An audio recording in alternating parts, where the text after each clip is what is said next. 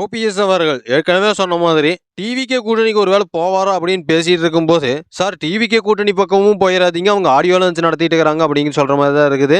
அவருக்கு அதிமுக தலைமையும் ஒருவேளை கிடைக்கல, இல்ல டிவிகே கூட்டணிக்கு போகணுமா அப்படின்னு ஒரு சந்தேகம் இருந்தபோது, ஐயோ சார் அந்த பக்கம் போயிடாதீங்க அப்படின்னு மதுரை மாநாடு பார்த்ததுக்கு அப்புறம் தெரிஞ்சிருச்சு. ஒரு புது கட்சி ஆரம்பிச்சு ஒரு புது அணி ஆரம்பிச்சா மட்டும்தான் வரப்போற 2026 எலெக்ஷன்ல கண்டிப்பா இம்பாக்ட் பண்ண முடியும். அது மட்டும் இல்லாம இப்ப இருக்கிற அரசியல் சூழ்நிலையில இபிஎஸ் அவர்கள் டிடிவியும் அதிமுக பிஜேபி கூட்டணியில சேர்த்திக்கிறதுக்கு தயாரா இல்ல, ஓபிஎஸ் அவர்களையும் சேர்த்திக்கிறதுக்கு தயாரா இல்ல, சசிகலா அவர்களையும் அந்த கூட்டணியில சேர்த்திக்கிறதுக்கான வாய்ப்பு இல்ல. இப்படி பார்க்கும்போது இபிஎஸ் அவர்கள் ஆதரவாளர்கள் மட்டும்தான் இப்போ அதிமுக இருக்க போறாங்க.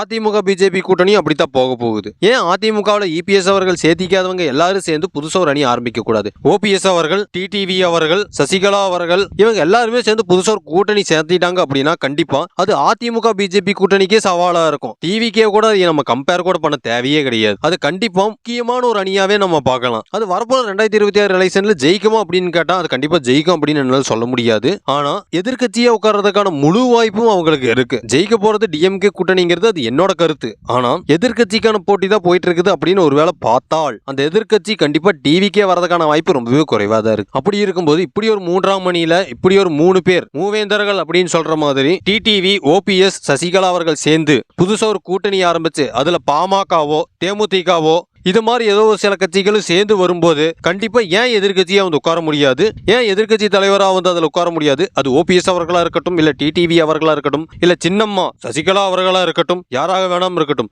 அதுவும் ஒரு விதத்துல அதிமுகவா பார்க்கலாமே.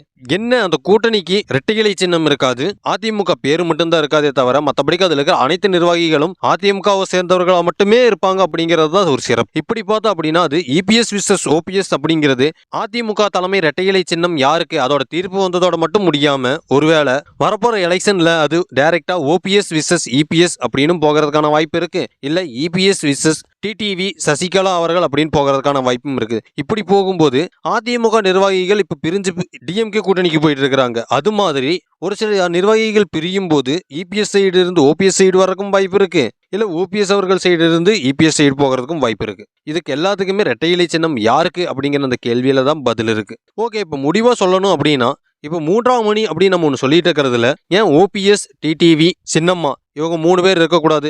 இது ஏன் தலைமை ஏற்று ஓபிஎஸ் அவர்களே இருக்கக்கூடாது முதலமைச்சர் வேட்பாளரா, இல்ல சின்னம்மா அவர்கள் ஏன் துணை முதலமைச்சரா இருக்கக்கூடாது, இல்ல முதலமைச்சர் வேட்பாளராக இருக்கக்கூடாது? இந்த கேள்வியில கேட்கறதுக்கு ஒரே காரணம் டிவிகே கூட்டணியும் இன்னும் குழந்தை மாதிரி தான் அவங்க பேசிட்டு இருக்கிறாங்க. அரசியல் நாகரிகம் அப்படின்னு இருக்கிறதே ஒரு சந்தேகமா தான் இருக்கு.